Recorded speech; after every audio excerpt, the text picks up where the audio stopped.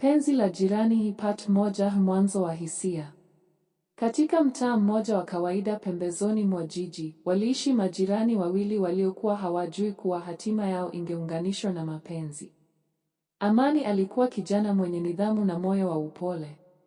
Aliishi peke yake, akijituma mchana kutwa kutafuta riziki. Upande wa pili wa uzio aliishi Neema, msichana mrembo, mpole, mwenye tabasamu la kuvutia lakini moyo uliokuwa umejaa maumivu ya zamani.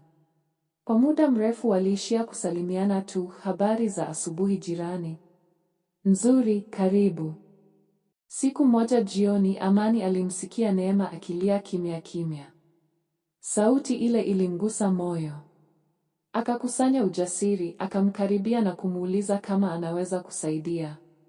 Neema alishtuka mwanzoni, lakini machozi yalimsaliti. Akamweleza Amani kuhusu mapenzi yaliyomuumiza, ahadi hewa, na jinsi alivyoanza kuogopa kuamini tena. Amani hakutoa ushauri mwingi, alimsikiliza tu. Kitendo hicho kilimfanya Neema ajisikie salama kwa mara ya kwanza baada ya muda mrefu. Kuanzia siku ile, mazungumzo yao yakaanza kuongezeka, jioni fupi, vicheko vya taratibu, na ukaribu uliokuwa unajengwa bila wao kutambua. Lakini ndani ya mioyo yao kulikuwa na hofu. Je, urafiki huu ungeharibiwa na hisia?